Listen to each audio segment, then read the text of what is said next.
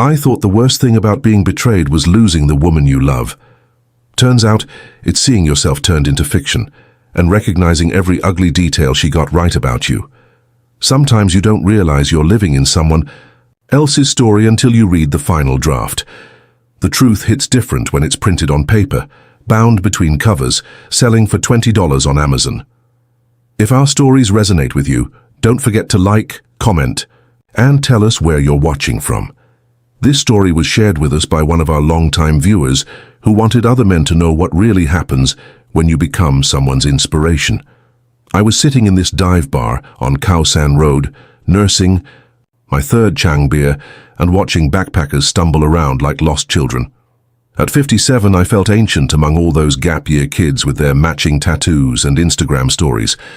The divorce papers were still fresh in my suitcase back at the hotel, along with what was left of my retirement fund after Sarah took her half.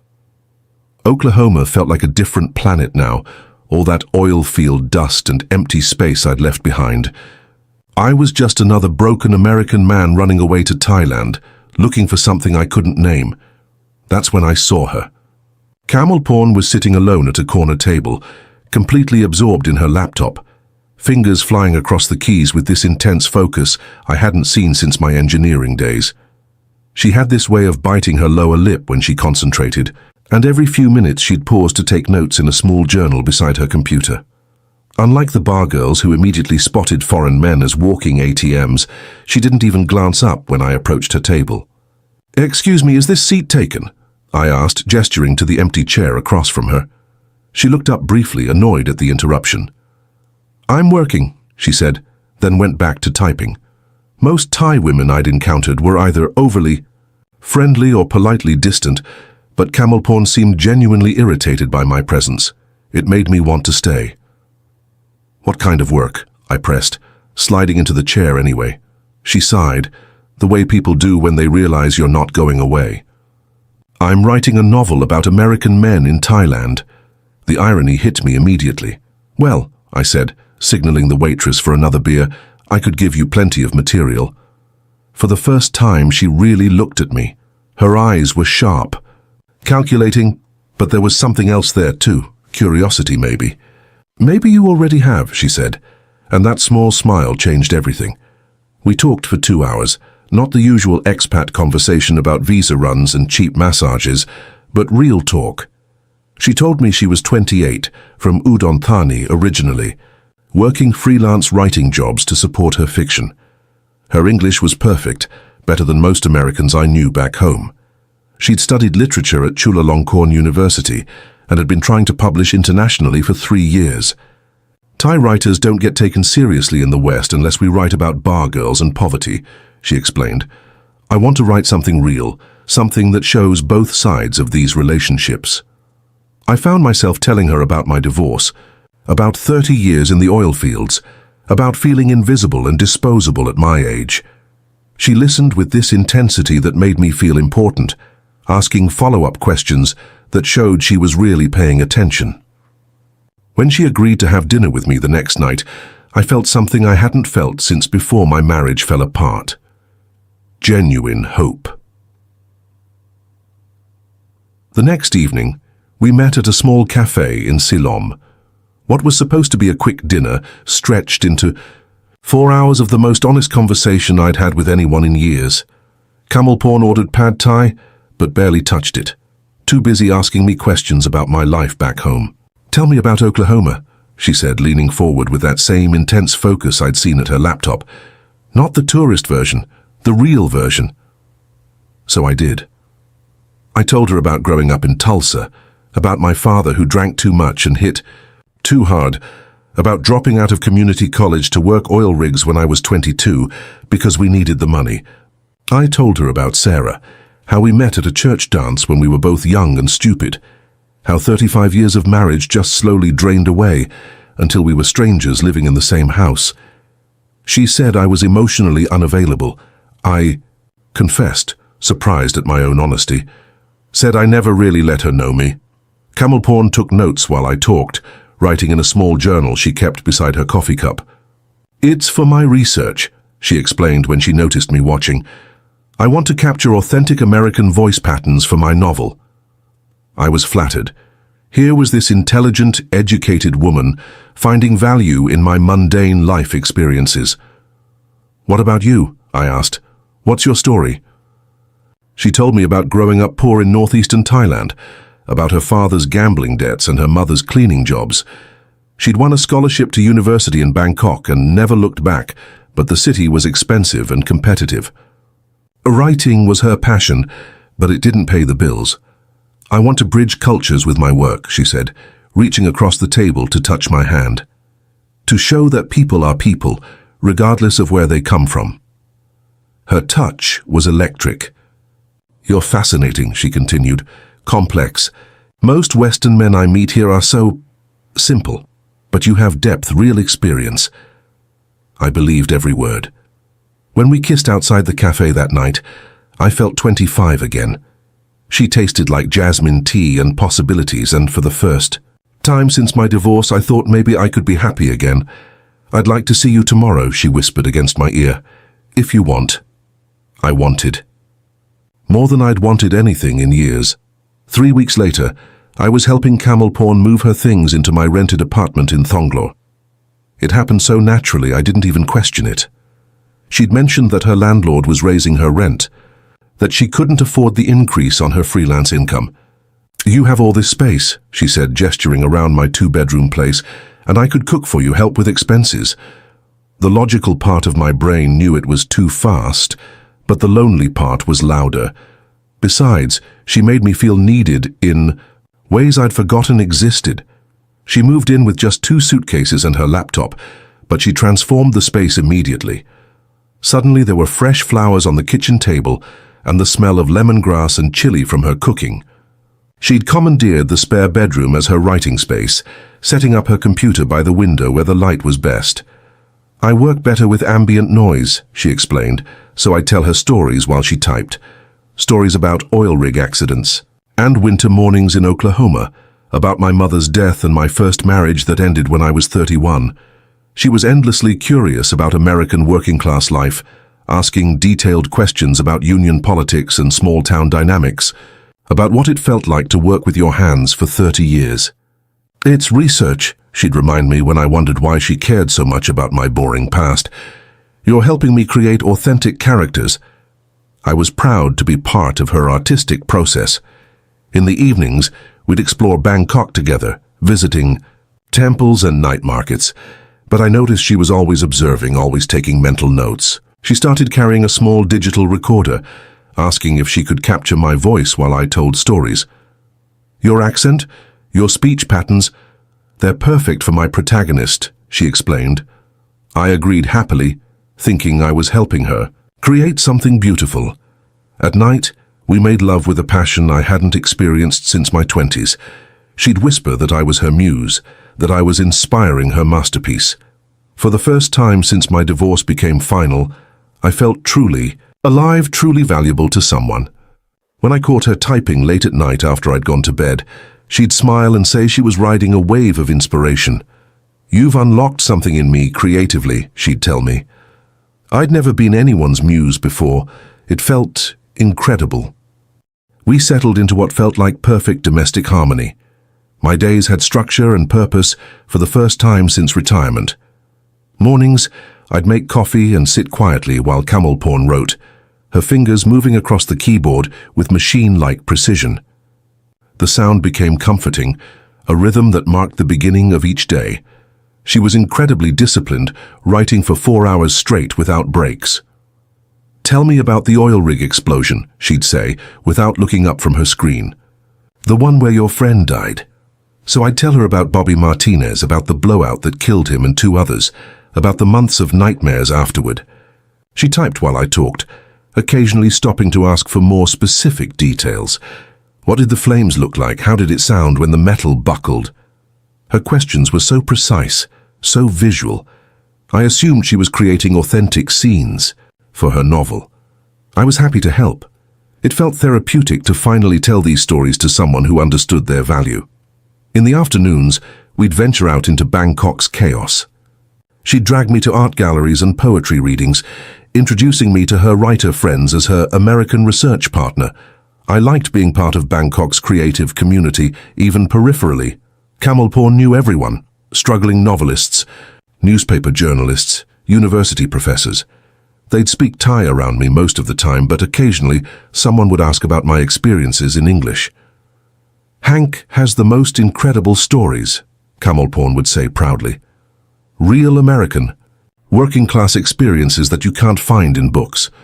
She started recording our conversations more frequently, explaining that she wanted to capture my natural speaking voice for dialogue purposes. "Publishers love authentic voice," she told me, "and your voice is so genuine, so unfiltered." In bed, she'd asked me to tell her about my childhood, about my father's violence, about the shame I felt when Sarah called me boring and predictable during our divorce proceedings. "I need to understand your psychology," she'd whisper afterward, "to write you authentically." I thought she meant to write characters like me. I was honored to be her inspiration. By our third month together, something started to shift. Kamalpur's questions became more clinical, more targeted. She'd wake me up at night wanting to know exact details about specific traumas, the precise words my father used when he beat me, the exact conversations Sarah and I had the night she asked for a divorce, the feelings I experienced when my mother died of cancer when I was 38. "I need the emotional truth," she'd insist when I tried to give general answers. Readers can sense when details aren't authentic. Her intensity about these painful memories started making me uncomfortable. It felt less like loving curiosity and more like data mining. She began taking phone calls in Thai, stepping onto the balcony or into the bathroom for privacy. When I asked about them, she'd say it was just her publisher friend giving feedback on her manuscript. "He's very demanding about cultural accuracy," she'd explain, but something in her voice had changed. It was more guarded, more careful. I started noticing things I'd overlooked before. The way she'd quickly minimize her laptop screen when I entered the room. The stack of printed pages she kept in her dresser drawer, hidden under her clothes. The way she'd steer conversations. Back to my past whenever I tried to ask about her work or her family. "I'm superstitious about discussing unfinished projects," she'd say when I asked to read her novel. "But I promise you'll be the first to see it when it's done." The romantic haze that had clouded my judgment for months was finally clearing. In its place was a growing unease I couldn't articulate. I loved Kamalpur, but I was starting to feel like a specimen under her microscope. The woman who had made me feel so understood and valued was beginning to feel like a stranger. Still, I pushed down my doubts. She loved me. She'd chosen to live with me, to share her dreams and ambitions. Whatever was making me uncomfortable was probably just my own insecurity, my tendency toward paranoia that Sarah had always criticized. I was probably imagining problems that didn't exist. Everything changed the day Kamalpur announced she had a meeting with a Bangkok publisher. She'd been secretive about her submissions process, but suddenly she was bursting with excitement. "River Books wants to meet about my novel," she told me over breakfast. "It's a major opportunity." She needed to look professional, she said, and asked for money to buy appropriate clothes and cover transportation costs. I gave her 15,000 baht without hesitation. If this was her big break, I wanted to support her completely. She was gone all day, returning that evening practically glowing with success. "They love it," she announced, throwing her arms around me. "They want to fast-track publication." She showed me a business card with Thai text and a contract written entirely in Thai script that I couldn't read. Over dinner, she described her novel as a cross-cultural love story about an American oil worker finding redemption through love in Bangkok. My heart swelled with pride. Our relationship, our love, would be immortalized in literature. "The publisher wants more authentic detail about American working-class trauma," she continued. "He says that's what will make it marketable internationally." So I spent the evening giving her exactly what she asked for. I told her about my mother's slow death from lung cancer, about the financial strain that nearly bankrupted us. I described the shame I felt when Sarah criticized my lack of ambition, when she said I was settling for mediocrity by staying in oilfield work. I shared my deepest insecurities, my fear that I was fundamentally unlovable, my terror of dying. alone and forgotten. Camel Porn recorded every word, her eyes bright with what I interpreted as creative excitement. "This is gold," she kept saying. "Absolute gold." Later that night, as she typed furiously while I tried to sleep, I felt a strange mixture of pride and vulnerability. I'd given her my most painful memories, my most shameful moments. She was transforming them into art, giving meaning to suffering that had felt pointless for so long. I fell asleep to the sound of her keyboard, dreaming of seeing our love story. In bookstores around the world, the inconsistencies started small. Camel Porn would mention different names for her editor. Sometimes it was Kun Somchai, sometimes Kun Narong. The business card she'd shown me looked cheaply printed when I examined it more closely. When I asked to meet her editor or visit the publisher's office, she'd make excuses about him being too busy or the office being in renovation. She needed more money for manuscript formatting and translation services, always small amounts. 2,000 baht here, 3,000 there. The amounts weren't significant enough to refuse, but they were adding up. I gave her what she asked for, but my doubt was growing into something harder to ignore. The breaking point came when I found the printed pages. I wasn't snooping, not intentionally. I was looking for my reading glasses in her dresser drawer when my fingers touched a stack of papers hidden under her clothes. They were in English, and I immediately recognized fragments of our conversations embedded in dialogue. My hands shook as I read. The protagonist was clearly based on me, but he wasn't the complex, sympathetic character I'd imagined. He was pathetic, desperate, a lonely American man being manipulated by a clever Thai woman who saw right through his neediness. The descriptions cut deep. Jake's desperate need for validation made him easy to manipulate. He was so hungry for someone to find. Him interesting that he'd believe any lie that made him feel special. The female character, Nim, was portrayed as calculating but sympathetic, a survivor using the American man's loneliness for her own advancement. I read scene after scene that mirrored our relationship exactly, but twisted through a lens that made me look foolish, and her look coldly strategic. My blood ran cold when I reached a chapter describing Jake's sexual desperation, his pathetic gratitude for any attention from a younger woman. It was all true, and that made it so much worse. When Camel Porn returned from her errands that afternoon, I was waiting with the pages spread across our kitchen table. "We need to talk," I said quietly. The look on her face told me everything. I needed to know. She wasn't surprised I'd found them. If anything, she looked relieved. Camel Porn didn't deny anything when confronted with the pages. Instead, she sat down across from me at the kitchen table and began explaining with a calm that was somehow more disturbing than anger would have been. "Yes, you're the inspiration for Jake," she said, her voice steady despite the tears starting to form in her eyes. "But he's not just you. He's elevated, made into a complex literary character." I stared at her, trying to process what I was hearing. "For you've been writing about me this whole time? Our entire relationship was research?" She reached across the table, but I pulled my hands away. "It's more complicated than that," she insisted. "I needed a story that would sell, something authentic, that Western publishers would take seriously. You needed to feel important, valued. We both got what we wanted." The cold analysis of our relationship left me speechless. She continued, explaining that there had never been a publisher meeting, never been a Bangkok editor giving feedback. She'd been submitting the novel online to international literary agents, using our relationship as research for authentic Western male psychology. She showed me her laptop screen, dozens of rejection emails from agents and publishers in New York, London, Sydney. "They all say the same thing," she explained, scrolling through the messages. "They love the concept, the cross-cultural angle, but they want more emotional depth from the male protagonist. That's why I needed more personal stories from you, more trauma, more authentic pain." The pieces fell into place with horrible clarity. Every intimate conversation, every moment of vulnerability, every story I'd shared about my childhood or divorce, all of it had been material for her novel. "You used me," I said, but my voice came out as a whisper rather than an accusation.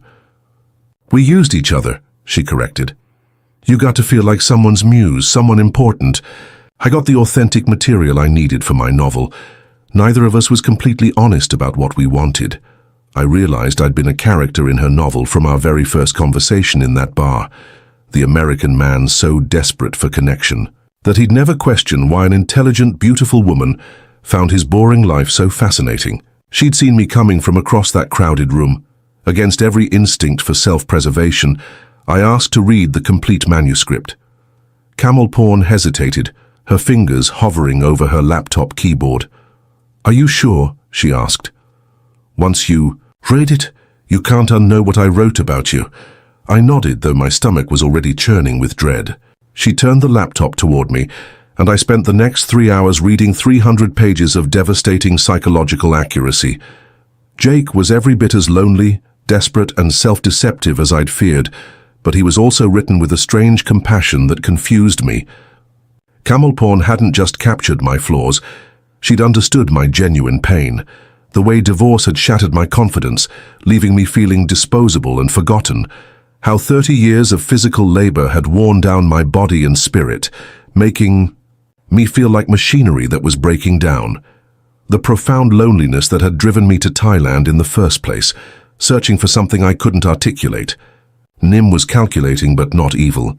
She was survival smart, using what she had, intelligence, beauty, cultural knowledge, to build a better life. The novel showed her internal conflicts too, moments where she questioned her own ethics, where she genuinely cared for Jake despite her ulterior motives. The love scenes between Jake and Nim were tender and realistic, clearly based on our actual intimacy.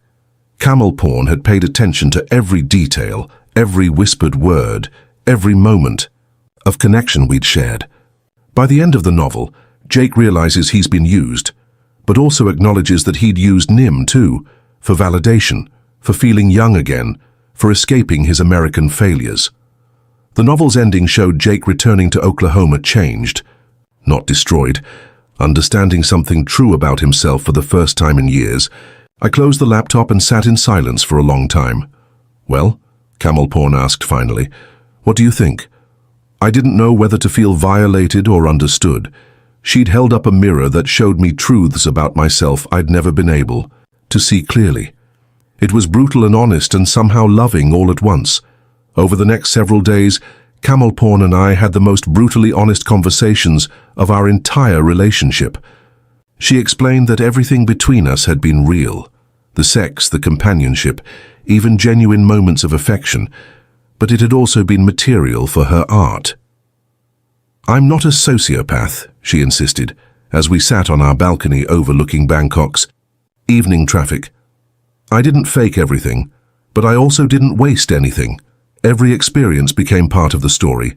She needed to support herself while writing, and I needed to feel valued after my divorce. We used each other," she said simply, "but we also helped each other. That's what most relationships are if people are honest about it." She showed me the latest rejection letter from a New York agent who had praised the psychological realism of the male protagonist, but suggested the ending needed more emotional resolution. "The agent thinks Jake's transformation isn't complete enough," Camel Porn explained. "She wants to see him more changed by the experience." Then she asked the question that floored me, "Will you help me improve the final chapters, to make Jake's growth more authentic?" Part of me was horrified by the request. She wanted me to help her make my own fictional humiliation more convincing, but another part of me was oddly proud. My life, messy and painful as it was, had become art. Not great art, maybe, but something real and honest that might touch other people's lives. "What would I get out of it?" I asked.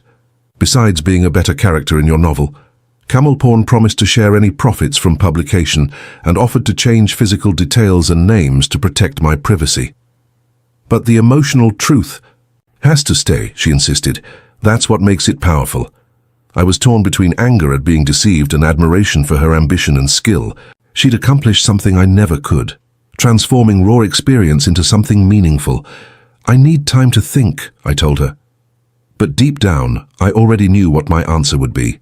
I spent a week walking around Bangkok, processing everything that had happened between us.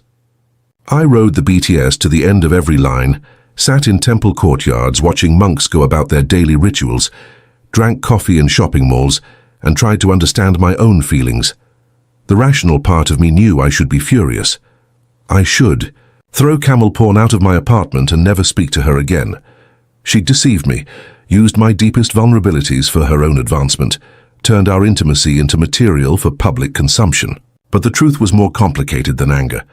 She had given me something I desperately needed, even if she was simultaneously taking from me. For 4 months I'd felt seen, understood, important. Yes, she'd been studying me like a research subject, but she'd also been living with me, sleeping with me, sharing her dreams and ambitions. She'd created something beautiful from my broken pieces. I thought about my ex-wife, Sarah, who'd dismissed my stories as boring, who'd made me feel invisible even when we were in the same room. Sarah had known me for 35 years, but had never really listened to me the way camel porn had in just a few months. Camel porn had found value in experiences Sarah considered worthless. She'd transformed my pain into art, given meaning to suffering that had felt pointless for years. When I returned to our apartment, camel porn was at her laptop as usual, but she looked up when I entered. "I've been thinking too," she said before I could speak, "about what I owe you for this." "I'll help you finish the novel," I said, sitting down across from her. "But I have conditions." She nodded, waiting. "I want to understand your story too, not just as background for your character, but really understand what drove you to this, what your life was like before you met me." She agreed immediately, and we spent that evening with the roles reversed. She told me about growing up poor in Udon Thani, about her father's gambling debts that kept the family in constant crisis, about coming to Bangkok at 18 with nothing but intelligence and ambition, working restaurant jobs while going to university, about the literary scene that was dominated by men and foreigners, where Thai women were expected to write about prostitution and poverty to get international attention. Her story was as compelling as mine, and I realized the novel needed both perspectives to be truly complete. Working together to revise the manuscript was the strangest experience of my life. Camel Porn and I spent 2 weeks essentially rewriting our own relationship, making it more honest than it had ever been in reality. I helped her refine Jake's voice, making his internal monologue more authentic to how working-class American men actually think and speak. He wouldn't use words like discombobulated, I'd point out. He'd say thrown off or confused as hell. She helped me understand Nim's perspective, explaining cultural pressures and economic realities I'd never fully grasped. "In Thailand, a woman who isn't married by 30 is seen as a failure," she explained. "But if she's too successful, she threatens men. There's a very narrow space to exist in." We worked side by side at her laptop, debating word choices and emotional beats. I suggested scenes that showed Jake's gradual awareness of being used, his complex feelings about it. Not just anger, but also a strange gratitude for being seen so clearly, even if it hurt. She added moments where Nim questioned her own ethics, where she genuinely cared for Jake despite her ulterior motives. The process was intimate in a way our romantic relationship had never been. We were laying our souls bare, examining our motivations and flaws with surgical precision. The revised ending showed both characters changed by their encounter. Jake returning to Oklahoma with new self-awareness and genuine self-respect, while Nim using her literary success to build an independent life free from family obligations and cultural expectations. It wasn't a happy ending in any traditional sense, but it was a truthful one. When we finished the revisions, Camel Porn submitted the manuscript to 3 more agents she'd been researching. "Now we wait," she said. Within a month, we received an offer of representation from a literary agent in London who specialized in cross-cultural fiction. "The emotional authenticity is extraordinary," the agent wrote. "Both characters feel completely real and lived in." Camel Porn turned to me with tears in her eyes. "We did it," she whispered. For the first time, she said we. 6 months later, Bangkok Nights was published by Riverhead Books, a respected international publisher with offices in London and New York. The novel received positive reviews in several major publications, with critics praising its unflinching portrayal of modern relationship dynamics. and authentic cross-cultural perspective. The Guardian called it a brutally honest examination of how people use love to survive. I was listed in the acknowledgements as HM, whose stories made this book possible. Camel Porn split the modest advance with me as promised. $20,000 total, 10 for each of us. I used my portion to extend my visa and stay in Thailand for another year. The book didn't become a bestseller, but it found its audience. Expat forums buzzed with discussions about the novel, with men arguing about whether Jake was a victim or a willing participant in his own manipulation. Thai women's groups appreciated Nim's complexity, the way she was portrayed as intelligent and strategic rather than purely predatory. I started receiving messages through the publisher from readers who found the story meaningful, men who recognized their own experiences reflected in Jake's journey, who felt less alone in their struggles with loneliness and aging. Some were angry, calling the book a betrayal of Western men who come to Asia looking for love. Others were grateful for the honest portrayal of their struggles. "Your story helped me understand my own relationship," wrote one reader from Australia. "I realized I wasn't looking for love. I was looking for someone to make me feel important." Camel Porn handled all the publicity, giving interviews to newspapers and appearing on podcasts where she discussed the ethics of using real relationships as artistic material. She was always careful to protect my privacy while acknowledging my contribution. "The story couldn't exist without authentic male perspective," she told one interviewer. "But it also couldn't exist without understanding the Thai woman's position. Both characters are using each other, but they're also helping each other grow." The success felt surreal. My boring life had become literature. My pain had become art. That touched other people's lives. Camel Porn and I continued living together, but our relationship evolved into something I'd never experienced before. We were friends, collaborators, and occasional lovers, but no longer romantic partners in any traditional sense. The pretense was gone, replaced by a strange honesty that worked for both of us. She started working on her second novel, this one, about Thai women navigating Bangkok's literary scene. She'd ask for my perspective sometimes, but I also pursued my own interests. I enrolled in Thai language classes and started exploring parts of the country I'd never seen. The money from the ID book gave me freedom to travel without worrying about my budget. Camel Porn introduced me to her writer friends, and I became a minor figure in Bangkok's expat literary community. People knew me as the guy from the novel, and I was surprisingly comfortable with that identity. Some people viewed our living arrangement with suspicion or disapproval, but we didn't care. We'd both grown from our strange transaction. She'd become a published author, and I'd learned something important about myself and my capacity for change. Neither of us pretended it was a conventional love story, but it was real in its own, complicated way. Camel Porn started dating a Thai photographer named Chai, a gentleman who appreciated her ambition. I began a casual relationship with an Australian woman named Helen, who taught English at a local university. There was no jealousy between Camel Porn and me, just mutual respect for what we'd accomplished together. We're probably the only ex-lovers who collaborated on a novel about our breakup, Camel Porn joked one evening as we shared dinner on our balcony. "It's very postmodern." I laughed, realizing she was right. We'd found a way to transform betrayal into art, loneliness into understanding. It wasn't the love story I'd thought I wanted, but it was the story I'd needed to live. A year after publication, I'm still in Bangkok, still trying to fully understand what happened between Camel Porn and me. I've read Bangkok Nights 5 times now, and each reading reveals something new about both of us. She captured truths about my character that I couldn't see myself. My desperate need for validation, my tendency to romanticize relationships to avoid dealing with reality. But she also showed my resilience, my capacity for growth, qualities I'd forgotten I possessed. The novel became a mirror that forced me to confront uncomfortable truths while also revealing hidden strengths. I'm different now than when I first arrived in Thailand 18 months ago. More self-aware, less desperate for approval, more comfortable with complexity and ambiguity.